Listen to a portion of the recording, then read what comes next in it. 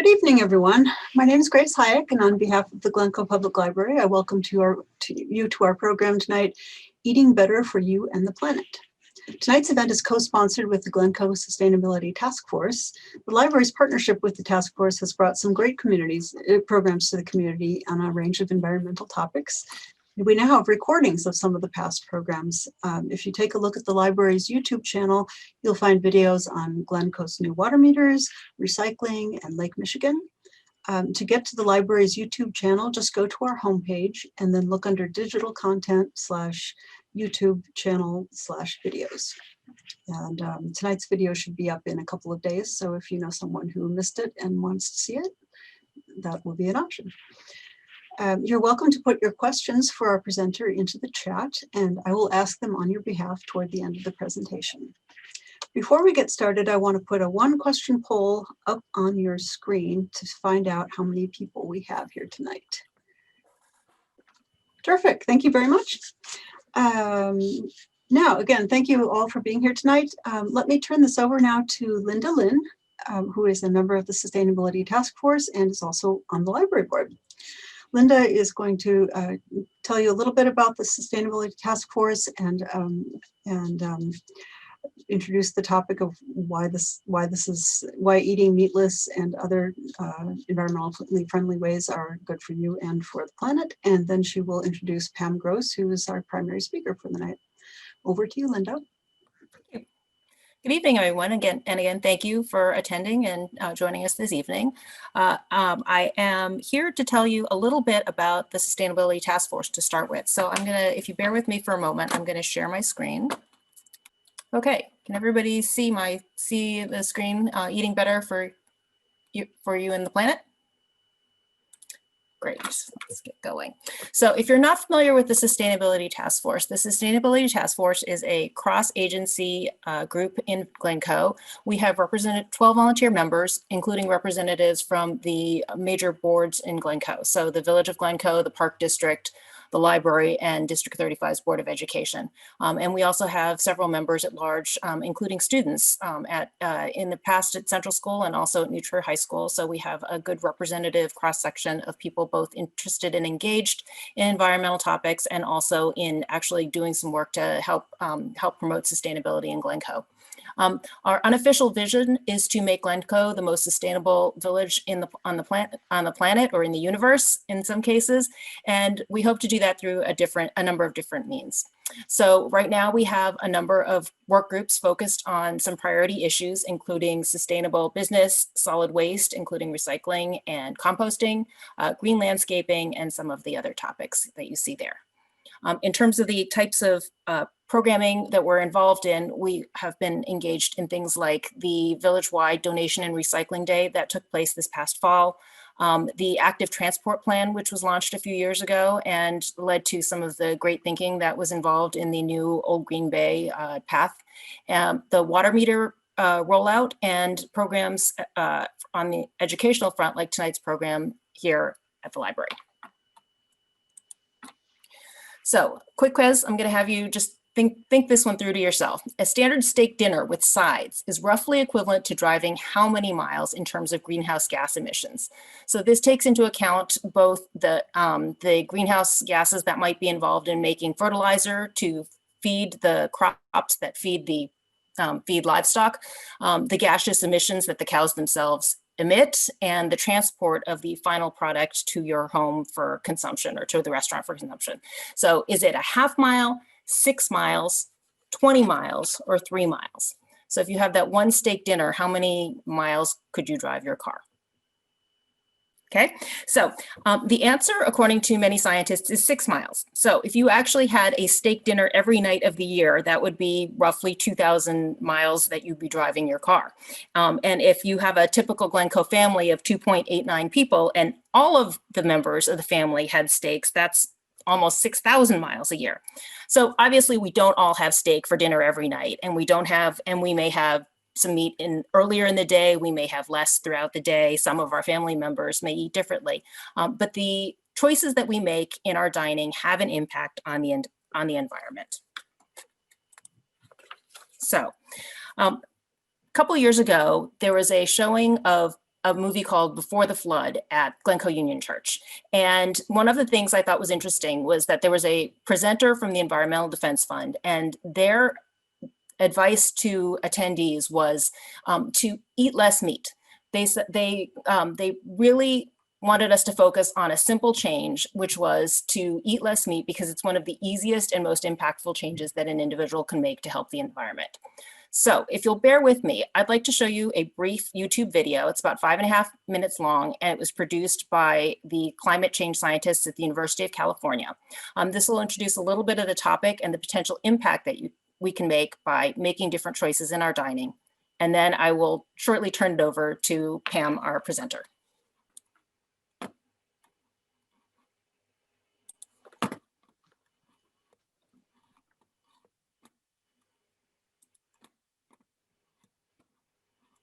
I have to admit that when it comes to food, I'm a total sucker. Whether it's sugar or grease or carbs, pretty much bring it on. And I spend a lot of time in Montana. So for me, that medium rare grass-fed ribeye steak, pretty much as good as it gets. I know, I don't do it often. And when I do, I gotta admit, I feel a little conflicted. And that's for a lot of reasons, including the planet. But how big of a problem is what I eat? I mean, does it really make much of a dent in something as huge as global warming?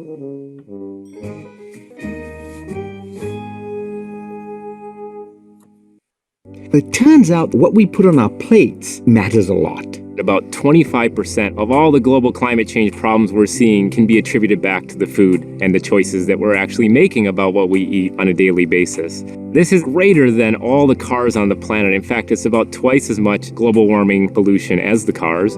Ben Holton and Maya Almaraz study the connection between climate and diet at the University of California, Davis. They track how the way we produce food creates greenhouse gases that contribute to global warming. With their data, the team has crunched the numbers to figure out how much carbon pollution is produced by different foods and different diets. A lot of people feel really helpless when it comes to climate change, like they can't make a difference. And what our research is showing is that your personal decisions really can have a big impact. So take that grass-fed ribeye steak I love. If you really look at everything that went into making a single serving of beef, you end up emitting around 330 grams of carbon. That's like driving a car 3 miles. Now, if I choose to have chicken instead, there's more than a 5-fold drop in emissions. Switch to fish, and you see the number go down even more. Now, look at veggies. If I swapped beef out entirely for lentils, well, I'm down to practically nothing. So why does beef, and lamb too for that matter, pack such a powerful punch to the planet?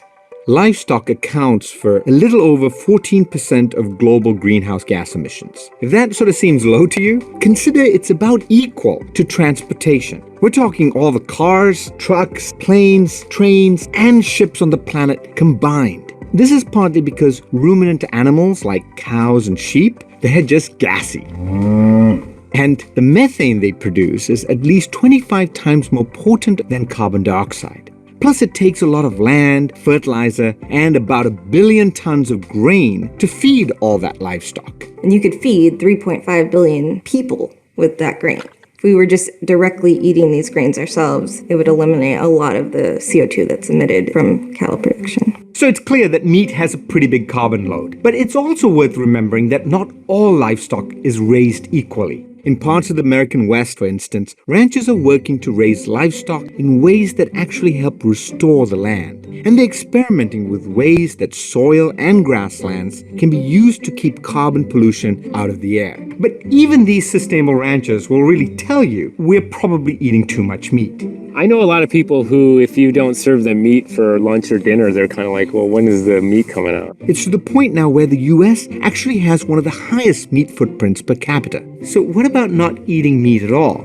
Vegan is the way to go for the least impact on the planet, but it's not that much different in terms of emissions than, say, a vegetarian diet. And the team found that the environmental impact of the Mediterranean diet is pretty similar to vegan and vegetarian diets. It's a lot less meat heavy than what Americans are used to, so fish and poultry a few times a week, beef maybe once a month, plenty of plant-based foods, and of course, loads of olive oil. Eliminating like 90% of your meat intake is more important than eliminating all of your meat. We don't all have to be vegan. We don't all even have to be vegetarian. If we can just reduce our meat intake, every little bit helps. And if you can bring it down a lot, you can help the climate a lot. If we all just switched to a Mediterranean diet, it could actually solve 15% of global warming pollution by 2050. If everyone were to move toward it, that is equivalent to taking somewhere around 1 billion cars off of the streets in terms of vehicle emissions each year. So that kind of a footprint is big time. But say you still want more meat than the Mediterranean diet recommends. Just cutting down your portion size to the doctor recommended 4 ounces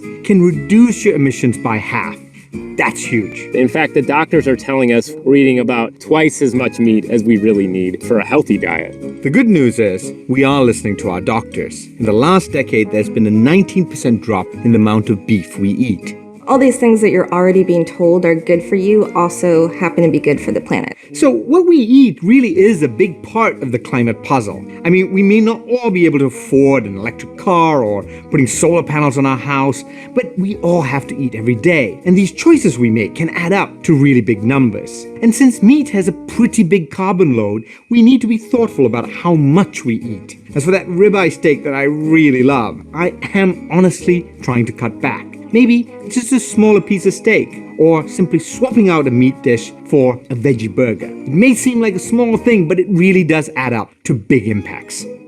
Hey, so what did you have for dinner last night? Find out how your choices are affecting global warming by taking a quiz at climate.universityofcalifornia.edu, or watch one of our other episodes to discover what happened when I brought a box of donuts to MIT.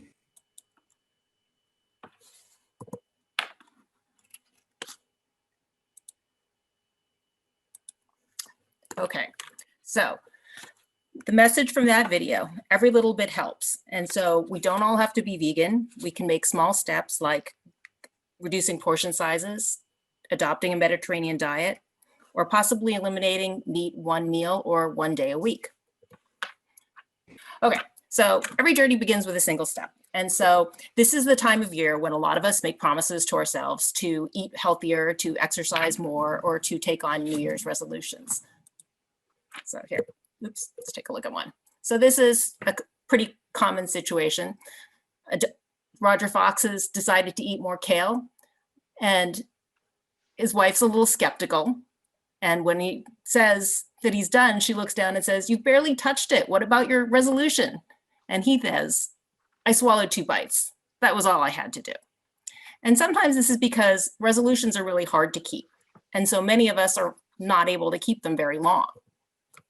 But being realistic doesn't mean being fatalistic. We don't have to take our resolutions that have great aspirations and water them down to the point of saying, I'm going to gain weight and I'm going to save less money, because I can actually accomplish those resolutions.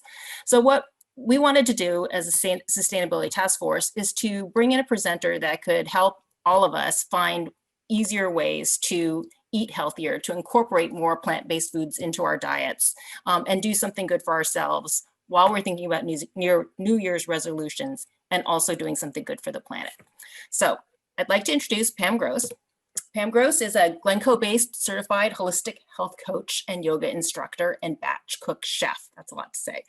She runs a blog called The Bread and Buddha, and she also runs a wellness blog and online cooking school, which is the Bread and Buddha Kitchen. She has previously provided catering and food services around the North Shore, and that's actually how I learned about her program. I've had a chance to enjoy her Buddha bowls, which are available at Reach Yoga, and attended an event that she catered with a lot of whole foods and organic products and just tasty stuff. So without further ado, I'm going to turn it over to Pam. Thank you so much. All right. Hi, everybody. This is unusual for me. I typically get to see the people that I'm presenting to. So I'm going to envision all of you guys out there in your homes, which I've really enjoyed through this whole sort of shelter in place, because it's been able to bring people closer together. But like Linda said, I had a business called the Bread and Buddha Kitchen, which was really an organic food company. And we were doing meal delivery throughout the North Shore.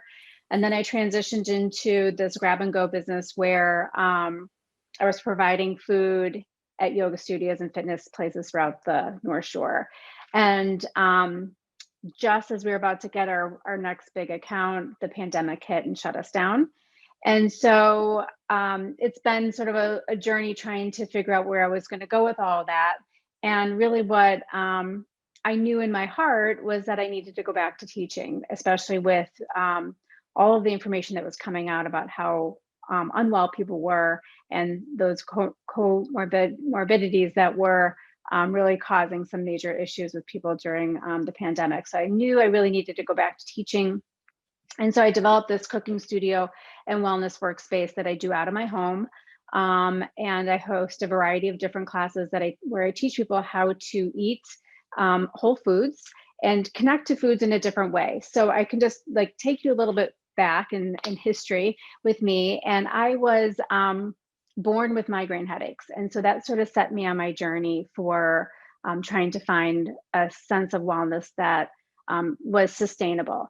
And so I really tried everything under the sun. I have been vegan. I did the paleo diet. I did Whole30. I've done everything that you can possibly think of under the sun in terms of food elimination diets, up and down the gamut. And I've tried all sorts of alternative methodologies to bring me that sense of wellness. And I would say in many ways brought myself to a place where I felt a little bit sicker. I wasn't actually getting myself better. And I think maybe we can all kind of relate to that, especially when we're trying to kind of tackle these New Year's resolutions. And so you have this long list of things that you sort of want to tick off throughout the year. And, all of a sudden it's February and you haven't done anything. And now you're just sort of like a self-sabotaging kind of situation. And it gets worse rather than getting better. And so I had gotten to that point where I was like, ugh, I just don't feel good anymore. And I'm really tired of trying one more elimination diet or going to see one more doctor or one more alternative healer and get another sort of package, program that I had to follow. And I just said, forget it. I'm just going to do what I know. And so as a health coach, I had the information at my fingertips with regard to food. And then I took that with my yoga philosophy and I put the yoga philosophy on top of that. And the yoga philosophy really taught me a lot about just making these decisions that I knew that were going to be right for me. So the first thing that yoga asks you to do is to follow your heart. And so I decided that I was going to do that. And so in order to do that, I literally had to lop off my head. And I tell all of my clients to do this too. Like lop off your head. So just like think about that video that you just saw. It had a ton of really good information in it. And but it's sort of overwhelming, when you set out into your own wellness journey, kind of keeping all that information at your fingertips, plus all the other information that like maybe you've heard I shouldn't be eating carbs, or I should be eating carbs, or I need more protein. Where am I going to get my protein? So all of that can be super confusing and actually create more stress in the body than what you already have.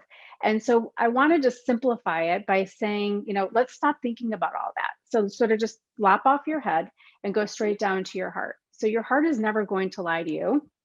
And in your heart is that space where you can kind of surrender into the sensation that you are going to honor what it is that you truly want. So rather than having to, set a sort of a goal for yourself, just how is it that you truly want to feel in your body? What is it that you are seeking for yourself? And how is it that you want to, walk through this planet? And so when you ask yourself, how is it that you truly want to feel?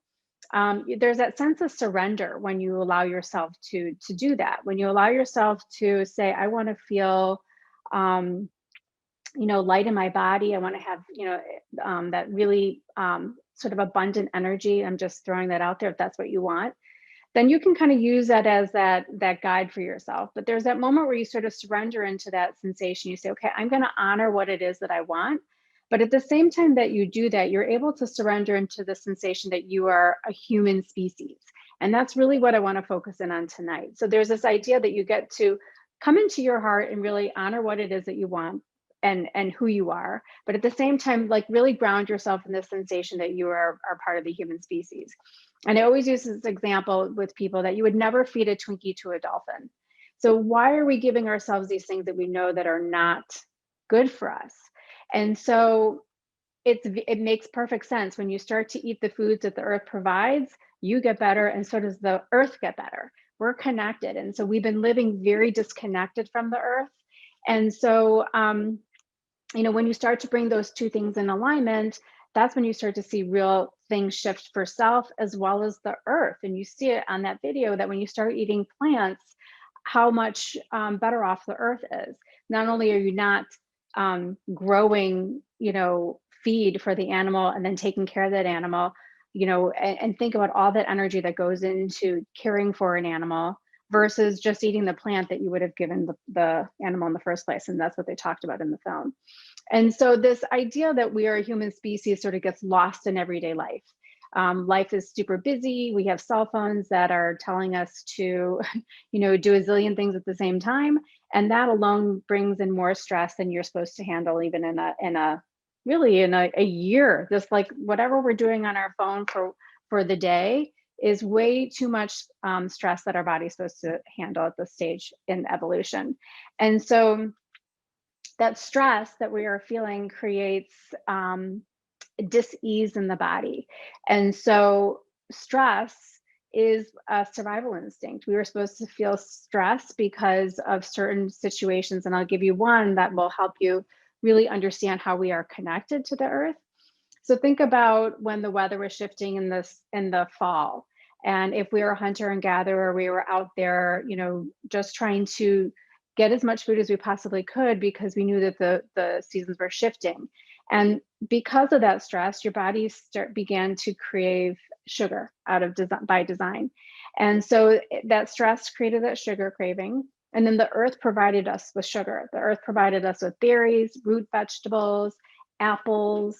So we were able to load up on all that sugar to gain some weight for the winter. And so it's like a beautiful thing to think about that, we are really connected with the earth. So when the seasons shift, the earth provides. And so the more that you can surrender into the sensation that you are a human, and that there's just very basic things that we need as a human, you start to come in alignment with self, and then we start to come in alignment with the earth. And when you do that, there's this like amazing sense of like consciousness that you have. So for instance, I compost. And so when I started composting, when I had my business, we were composting everything, and we had to because we just had so many scraps. And for me, it just becomes another extension of that connection where I'm just giving back to the earth what the earth gave to me. And so now when I compost at home, I literally cannot throw a scrap in the garbage. You just become conscious. It doesn't become this effort like, oh, now I have to compost. It becomes this like sort of gracious, process between you and the earth. Like the earth brings to you, your nutrients, and then you give it back. So it's this really beautiful exchange. And it doesn't come from a sense of like stress or that I have to sort of tick these things off my list. It comes from the sense of, I know who I am as a human species, and I'm going to give myself what I need to live and be well, and then I'm going to give back. And so, that comes into play as well. I know Linda had asked me some other things that I do, but I think most of us know that you should recycle your batteries, and that at the Village of Glencoe, they do that for you, or your printer cartridges, and I do that as well. And then maybe because you guys have been home, you've been getting a ton of packages, and I know I have, and there's a lot of styrofoam, and I cannot bring it to myself to put that back into the earth. And so just to let you know that Apt recycle styrofoam. And so I've been taking that trip, and driving out there 20 minutes to recycle my styrofoam, especially now. It gives me a sense of purpose to get out there in the world in my car and go and listen to my music and get away from my house. But I'm taking my styrofoam to be recycled, and they also take electronics. So just really thinking about like what you're putting back into the earth, and then also thinking about what the earth is giving to you. I've said to people, and people who know me, they know that I love to go to Whole Foods at 8 a.m. I'd love to be the first person that walks in the door. And Whole Foods is set up just the way that we are supposed to eat. So you walk into this big, huge produce department, and that's everything that you're supposed to eat. That's why it's the biggest. So like load up on all of that. And then you sort of get some nuts and seeds. There's some meat there. And then there is some dairy, and then there's all the food on the inside of the aisles. And I know you guys have heard that, shop the perimeter. But that's really set up as how you're supposed to eat. And so one of the reasons why meat doesn't work well for our body is that just think about trying to digest an entire steak. Think about like what your body has to do to get that through your body. It takes a lot of energy to digest a steak. And so at this point, with the amount of stress that we have in our lives, that alone has created a hormonal imbalance in our body that has created inflammation. And that inflammation has created, I'm sure you guys have heard about leaky gut, or your microbiome, how everything is off in your belly. And so just think about like if you have a cut on your hand, let's just say, and it takes a long time for that cut to heal. So think about like all those little abrasions in your intestines, and as you're trying to digest your food, it just keeps coming through, and it just can't heal. And so because of that, there are things that we're supposed to be digesting that are actually coming into the body, and that is creating inflammation throughout the body. And so it also creates a situation where we're not absorbing the nutrients that we're supposed to be taking in. And so with this lack of being able to absorb nutrients, and then the lack of nutrients that we're just getting based on our diet, the standard American diet is called the SAD diet, SAD, the standard American diet. So that SAD diet that we're getting, plus the lack of nutrients in our soil, we're just not getting enough nutrients. And they're going back to look at disease and finding that really it comes from this nutrient deficiency. And so the more plants that you can get into your body, the better. And so I'm going to show you tonight how to do that in some various ways. You guys have some recipes, or some of my favorite recipes. And so really, when you think about eating plants, a lot of times you may think, as we're talking about, like just think about not having meat one day a week. And so what I would ask you to do is, another way to look at this is that think of your meat as your side dish versus thinking of your meat as your main dish, and start thinking about having various vegetables on your plate versus just having like a side of broccoli, some steak or chicken, and a starch.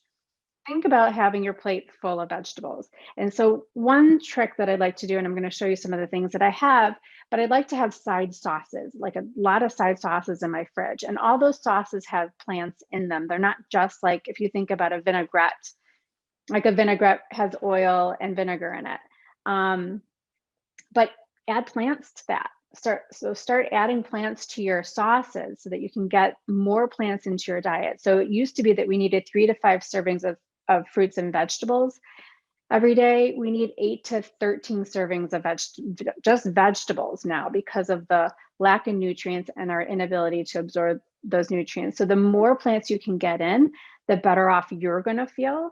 And then when you start to feel better, all those other food cravings are going to sort of go away. So in addition to not eating as much meat, if we can start reducing the amount of packaged foods that we're eating too, that's going to really make a huge difference in our planet, just based on that manufacturing. We're just not supposed to be eating that kind of food. So remember, always go back to this idea that dolphins don't eat Twinkies. So why should I be eating that kind of stuff? So this is my kitchen. I'm going to just set it up a little bit. And so, as I mentioned, I transitioned the Bread and Buddha Kitchen, that food service business, into this cooking studio and wellness workspace. So we do a ton of work together in my kitchen. I have a bunch of different classes, but I love the teaching component and I love the cooking component. It's really been a pleasure to have all these people come together and cook together. There's something really beautiful about it. So you guys have the recipes. You should have a handout. And tonight I'm going to make 4 things, and I have 15 minutes to do it. And those people who know me know that this is very typical of me, but I am very prepared. So a couple things I want to just talk about is, so I'm making my zucchini soup. I'm going to make a smoothie. I'm going to make a side sauce, that tomato vinaigrette, and I'm going to make a dip. And they're all plant-based. And, when you think about protein, oftentimes we think about meat, but we're going to get protein in from nuts and flax, and even our vegetables and beans, and even our vegetables have some protein in them. So, there's been this big craze, especially with paleo, that everybody's eating all this meat, and we need all this protein. But actually, the scientists have proven that the paleo people were actually eating grains and legumes. So be very weary of those sort of like type of fatty diets. Go back to you as a human being, and what is it that you need as a human being to survive, and just go back to your instincts. What is it that you're hold on, what is it that you think you need when you look at something like a Twinkie? Is that really something that you think that you should be eating? Just go back down to your heart. Is this going to make you feel how you truly want to feel? Is this really in alignment with you as a human? And try to look at it that way versus this is a plan or a diet and I have to stick to it. There's a, like I said, that sense of surrender where you can kind of let go into that space. So I'm going to make this soup. And when I put olive oil into my pan, I always just think about covering the bottom of the pan. I'm not a big measurer. Again, go back to human species. They didn't have tablespoons and cups and things like that. So I'm a big handful kind of person. So think about your food in terms of handfuls.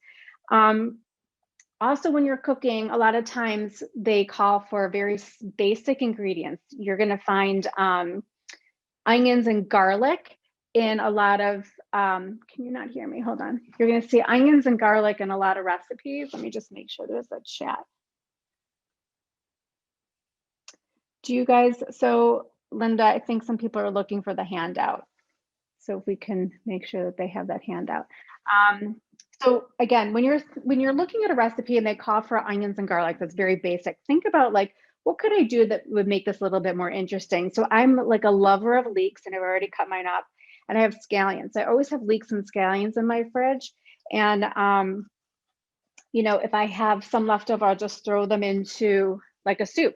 So even if something is calling for onions and garlic, think about how you can make it a little bit more interesting. Think about what vegetables you could use to kind of diversify your diet. So you're not just eating onions and garlic and celery. What can you bring in to make it more interesting and give yourself more of those nutrients that we need?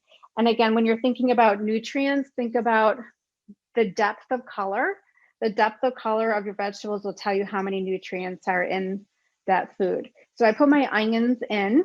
And one trick I always tell people, if you weren't prepared and you wanted to throw your onions in, you could throw your onions in and turn the temp down. So like all the way down to simmer while you're chopping up everything else. So it's sort of like slow cooking and you don't have to feel like super rushed in your kitchen. So I just squeezed some garlic in to the pot. And now I'm going to put my celery. So celery, again, one of the things I want to talk about is stems. Like we tend to take off our stems, the little sort of maybe even dirty parts at the end, and the leaves and the celery, but keep those in. Those have tons of nutrients in them. Think about the where the plant is bringing their nutrients in. That stem is where the plant is bringing the nutrients in, and that's going to be really full of vitamins and minerals that we need. So put the celery in. Again, same thing. Now I have zucchini that's going in. So this is my zucchini spinach soup. And so again, this is the end that is like where the blossom would be. And I want that end. And I have the other end in here, the little end that has sort of like that stem on it. And I included that too. So I'm going to blend all this up. So it's going to, you'll never know it's there.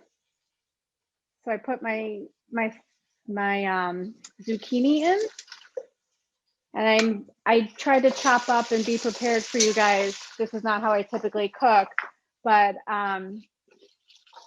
just so you guys could get an idea of how this goes. So now this is my spinach. I'm just throwing the spinach in. And what you want to do is you just sort of want to give that a little stir. It doesn't have to saute, but try to get that olive oil around. And there's not a whole lot that you need to see, but I'll show you. I'll show you my pot.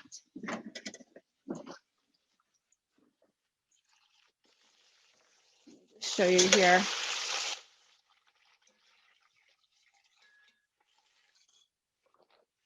So it's a nice big pot of veggies.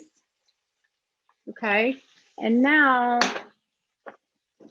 sort of the surprise ingredient is the nut. So the nuts are a really great way to make your soups creamy without having to add dairy to them.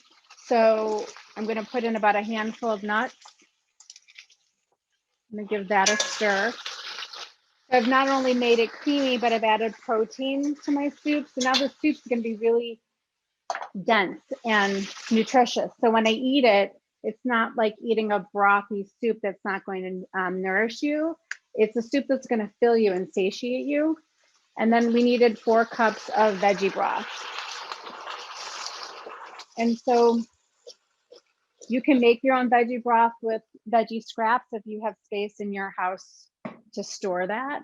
Or I like to buy my veggie broth in bulk just so that if I ever want to make a soup, I have that at home. So that's just going to simmer.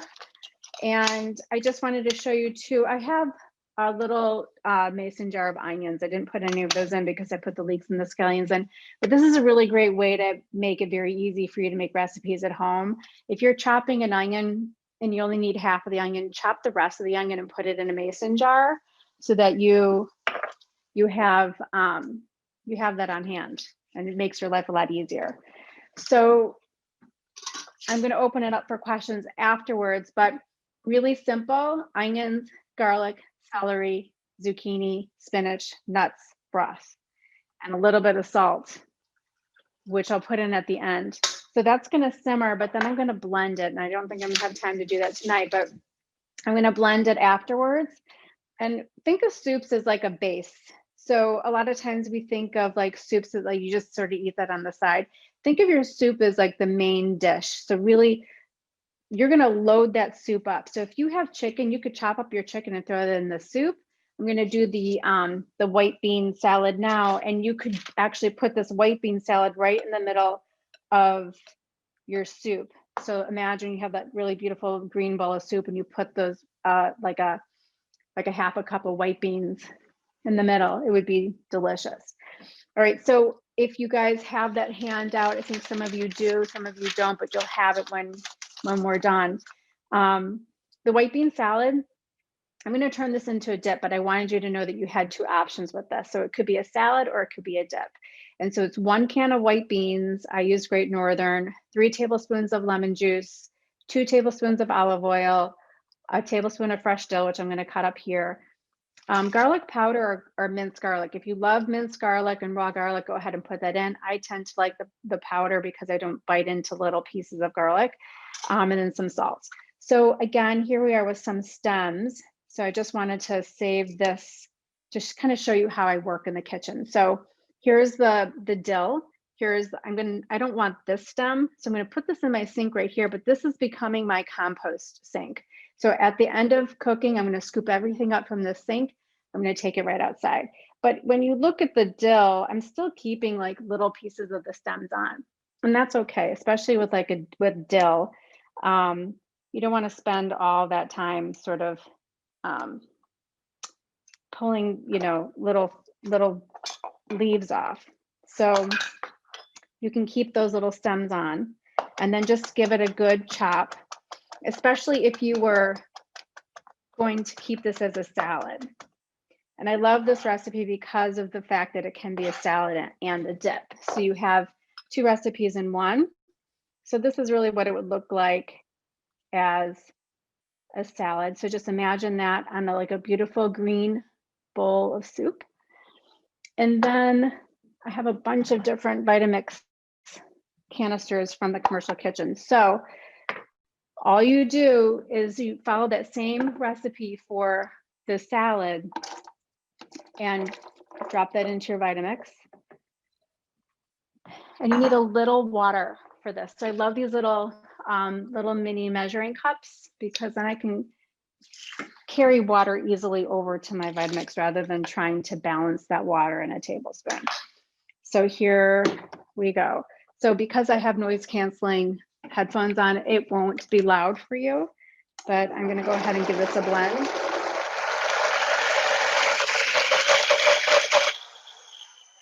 Okay, so you see it got a little stuck. So I have this nice long cocktail spoon. You guys probably have something like that in your house.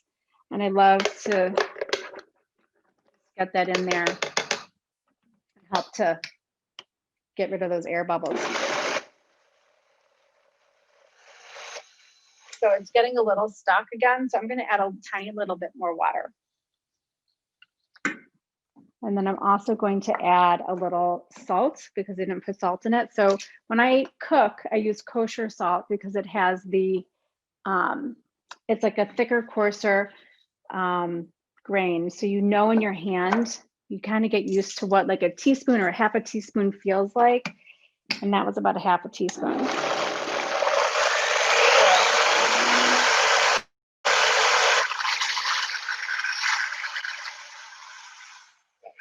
Perfect.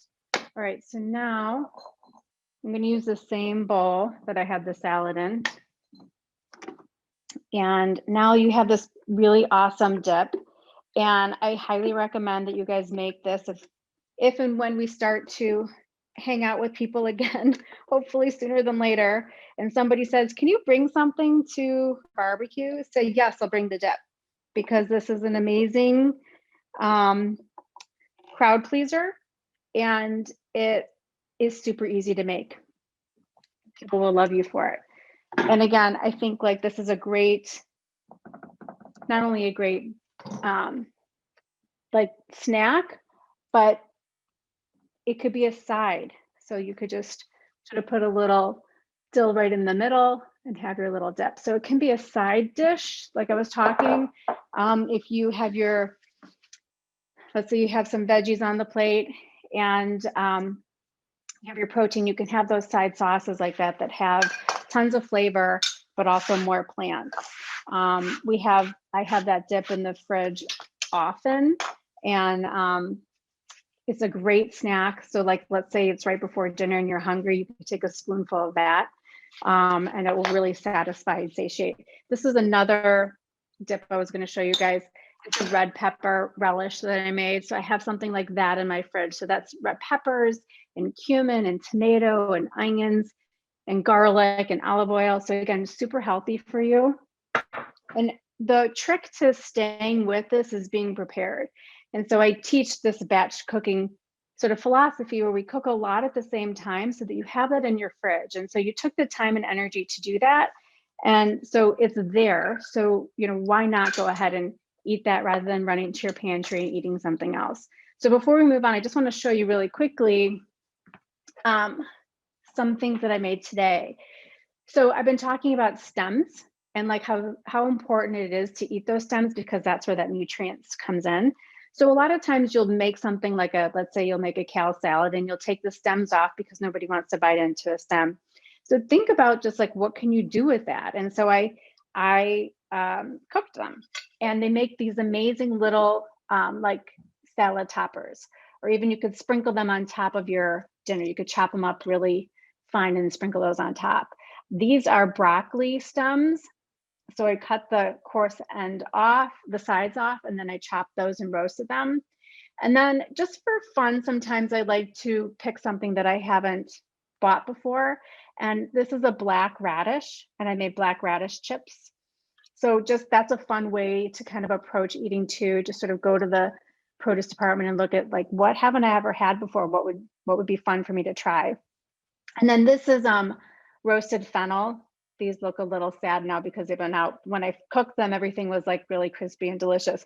But roasted fennel, I am like addicted to it. It's so delicious, and it's like sweet and crunchy, and it tastes like the earth. And so when I eat it, I'm like, oh, I just feel good. I know that I'm doing my body good, and I know I can feel that connection. So when I'm cooking, it's a labor of love. There is that joy in eating the food and knowing that like the earth gave this to me. This is pretty amazing that I get to eat this food. All right, so I'm going to move on real quickly now to the tart tomato vinaigrette. And that, again, I wanted just to show you guys this because many times when you think about making a dressing, or actually maybe you don't even think about making a dressing, maybe you buy bottled dressing, but making a dressing is so easy. And so when you think about a dressing, you typically think about an acid and an oil. And so that's why like this tomato dressing is so great, because there's a lot of acid in the tomato. So if you guys don't, I don't know if you have the recipe, but if you do or you don't, I'll talk you through it. So again, I'm not going to cut off that little end. It's going to be blended up, and that's where the plant took in a lot of the nutrients. So I'm going to keep that little end on, and it's okay, you know. And then also really think about, food doesn't look perfect. You know, plants don't look perfect. We're so used to everything being like perfectly chopped in little squares. And that's from like our commercial kitchens out there in the world. And that is not real life. So like when you cook, when you cut up a red pepper, the tops are rounded. So your shapes don't have to be exact. And I just wanted to point that out, because sometimes you'll get like a vegetable and you'll think like, here's a good example. Here's my celery. Looks kind of sad, right? Like there's this is hanging off and the end is a little, it's bent, but this is still really good. Look how green it is. So just be sort of kind to your vegetables when you're, you know, when you're thinking about what you're gonna eat. If it unless it's really bad, it's most likely going to be just fine for you. All right, so this is a 1/2 cup of virgin olive oil. So this little measure is 2 ounces. So I'm going to do this twice. So I have my tomato in the Vitamix. So again, just another way to get more plants into your diet. And then apple cider vinegar, which is really good for your gut health. So 3 tablespoons of apple cider vinegar. And then again, a small clove of garlic. And I love my little mincer. I don't know if you guys have the mincer at home, but it saves you the trouble of trying to cut garlic into little pieces. So you just drop it into the press and you can squeeze that right into the Vitamix. And I love the color of this when we're done, you'll see. And then a teaspoon of oregano.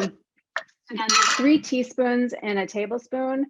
So you don't have to bring out all of your tools. So if you, in your mind's eye, think it's going to be 1/3 of a tablespoon, and if it's a little bit more, it doesn't matter. Just go with it. So I think taking out the, is this right kind of question when you're cooking is also helpful. Just go with like, is this what I want? Do I like that much oregano or not? And then I'm going to put in a 1/4 teaspoon of pepper and a little 1/2 teaspoon of salt. And that's it. So we did our tomato, our olive oil, vinegar, garlic, oregano, salt, and pepper. All right, here we go. So again, you're probably not going to hear this, but I'll do it quickly.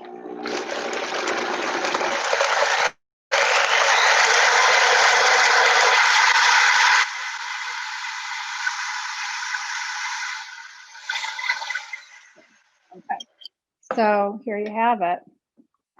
It's really delicious, this yummy tart tomato dressing. So you could use this on a salad dressing, as a salad dressing, or again, a side sauce, like a drizzle over fish would be delicious.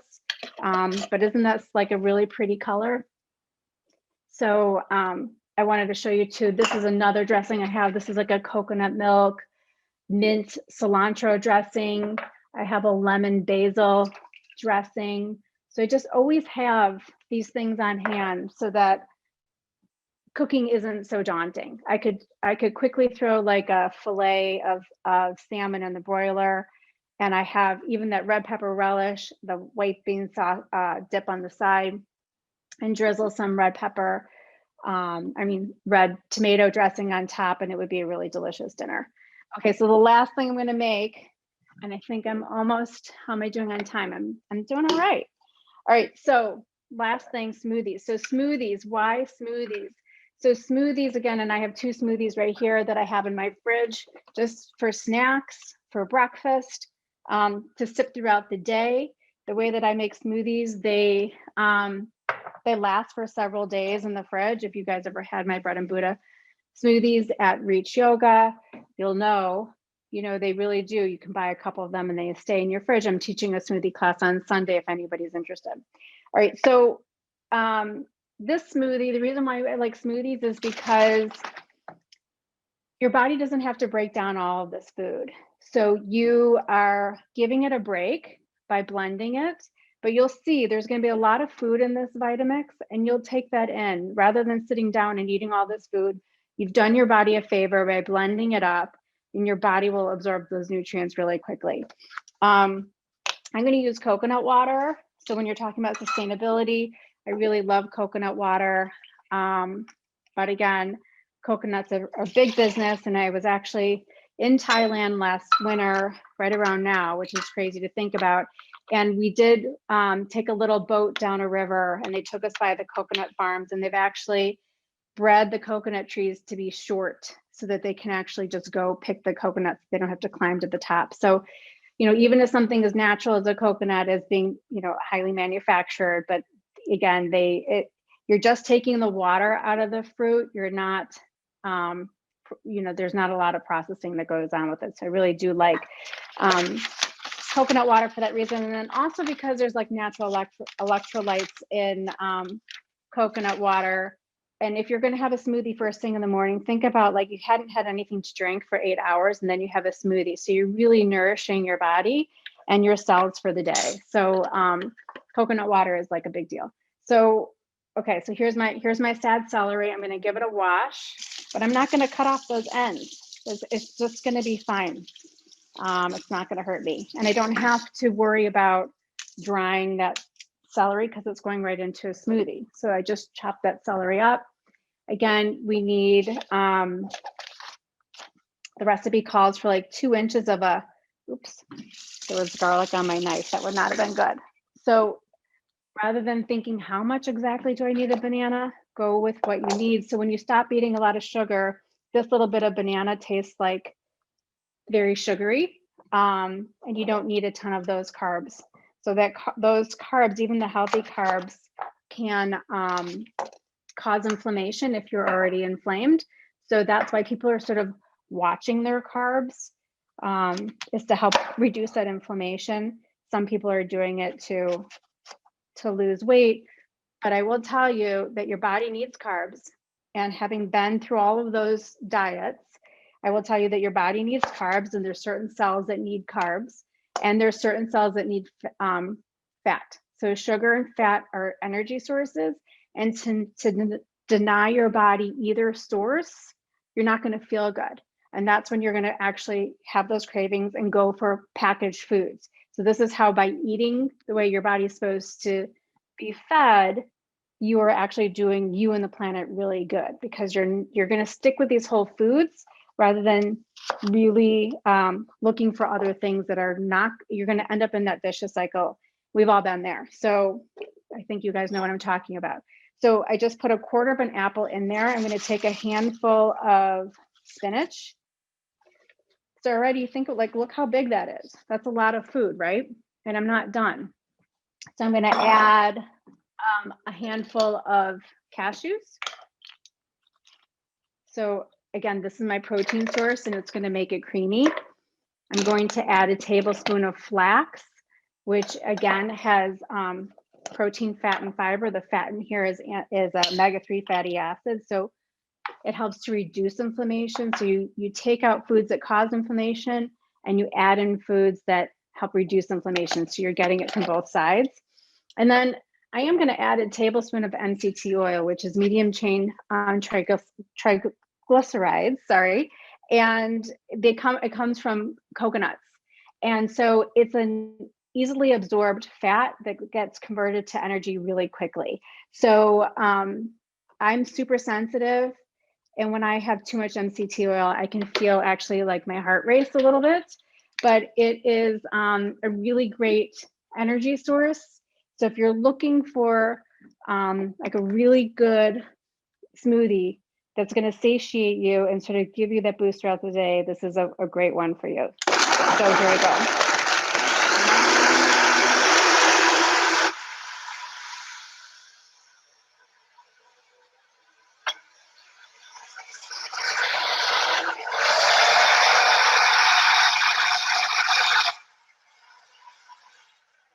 Okay, so if I were not on TV, I would have blended that a little longer.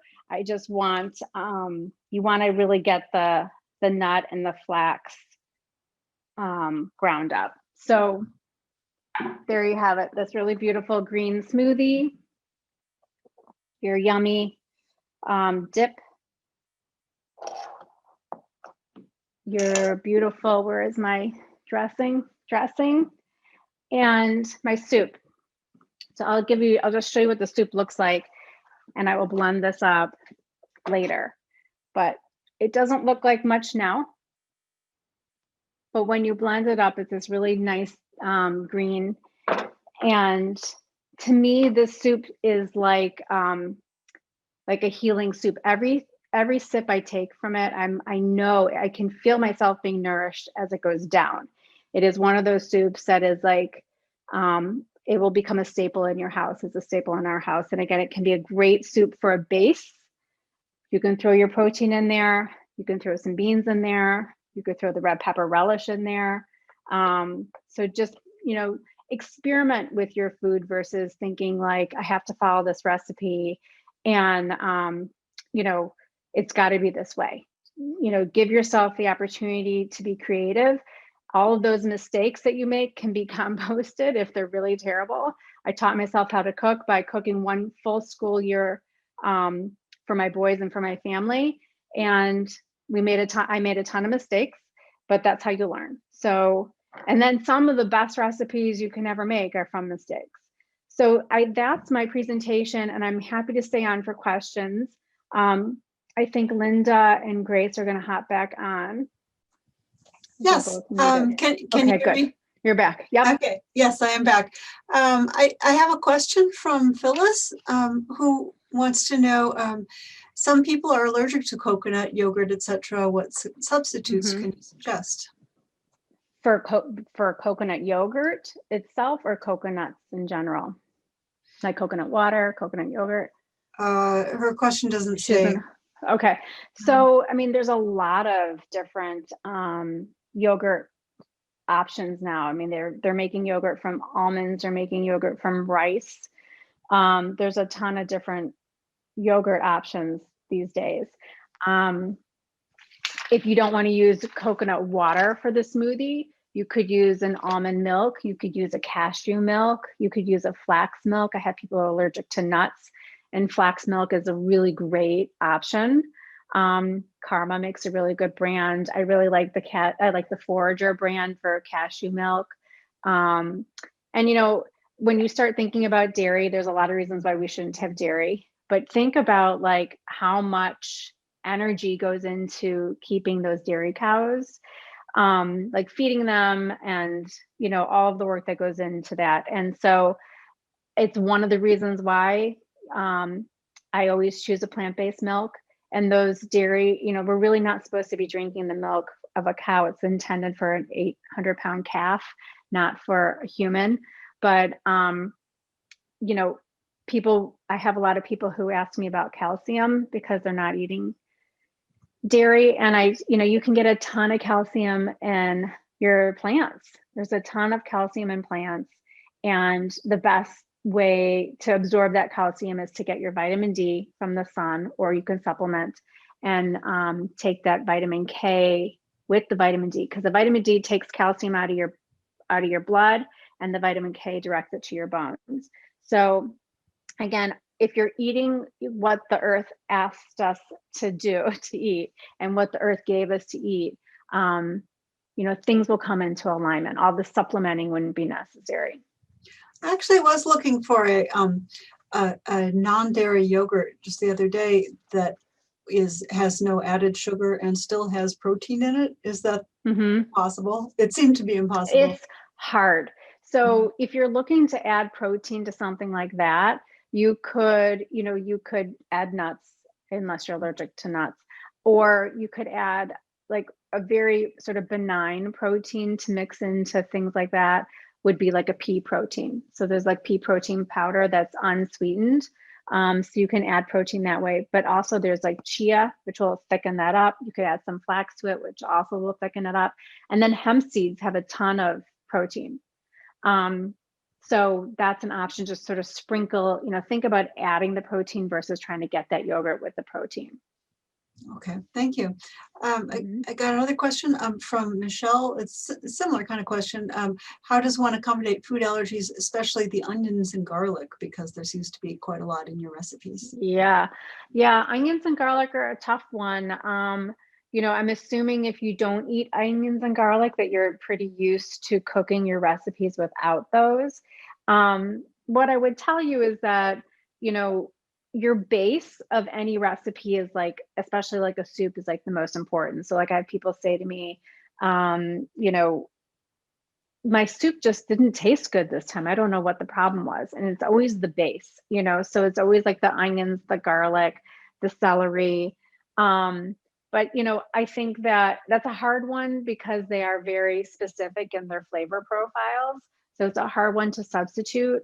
But you could try things like you could saute fennel. That would be really delicious, like in the base of a soup.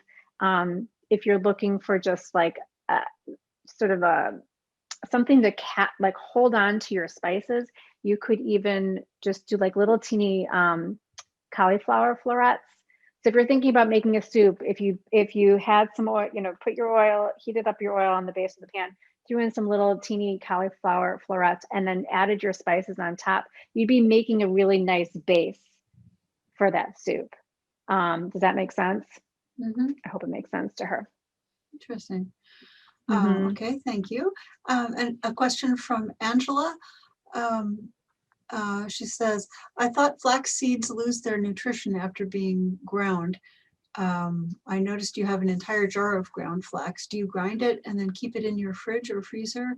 How long will ground flax keep its nutrients? And then she follows it up with saying, I meant to say flax seeds need to be ground, but shouldn't be stored ground. Well, I can tell you that I refrigerate my flax. And, it's interesting, people can say that too, in terms of even like cooked vegetables, that they lose their nutrients as you cook them. So I think you have to like sort of, this is where when I do my coaching with my clients, you have to kind of find that nice balance in terms of like what you're willing to do, and what your state of healthy will look like for you. So there was a time when I was doing this where I was like making my own sauerkraut, and I had some like weird kefir thing going on in my cabinet, and I was soaking my nuts overnight. Like I had taken it to the nth degree, and it's just not sustainable. If you have the time in your day to grind up flax seeds and make them fresh, by all means. But the other part is like, food tastes really good cooked. And so I know I'm going to eat more vegetables cooked than I am going to eat them raw. And the raw vegetables are hard on my body anyway. So if I'm losing some of the nutrients in the vegetables by cooking them, I know I'm going to eat a lot more of those. And then plus I have all my raw veggies that I get in like smoothies and things like that. So you just sort of have to like vacillate between like, okay, I understand that maybe I'm losing some nutrients and by doing it this way, but how can I manage this so that it's sustainable for me? Does that make sense? I hope that makes sense. If it doesn't, whoever asked the question, feel free to email me. Great. So it sounds like probably do put it in the freezer or refrigerator though. I put it in the fridge. Right. Yeah, for sure. Okay, great. Let's see. Evie has her hand up. Hi, Evie. I don't know what to. Maybe she's saying hi because I know Yeah. Evie. Because in a webinar we can't bring her up. Evie, if you have a question, would you put it into the chat or the Q&A, please, or a comment? I just want to say here, I emailed everybody who registered for the program through the library the recipes and the Meatless Monday handout.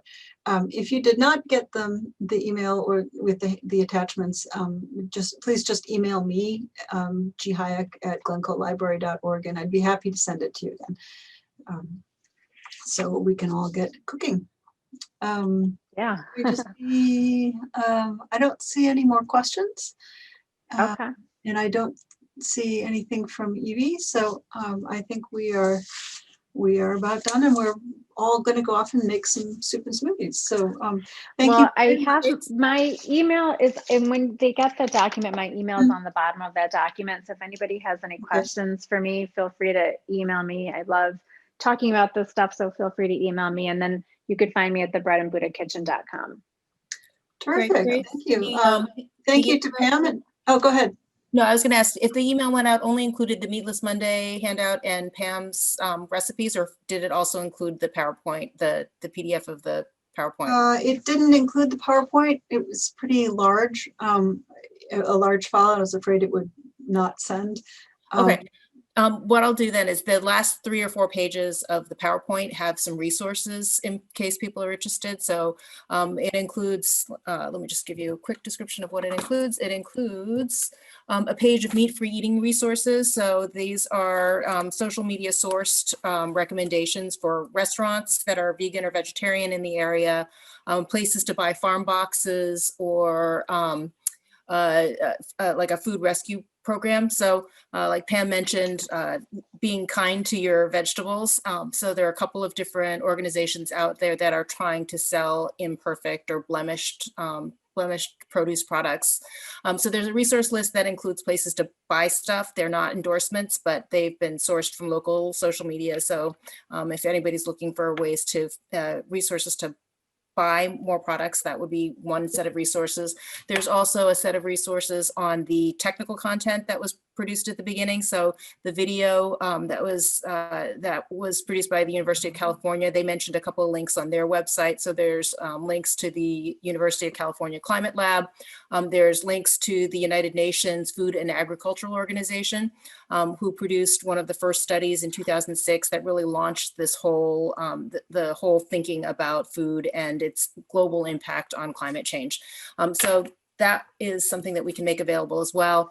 There's also a set of programs coming up for the STF and ways to find more information about the Sustainability Task Force. So, so we can make that available after the program as well.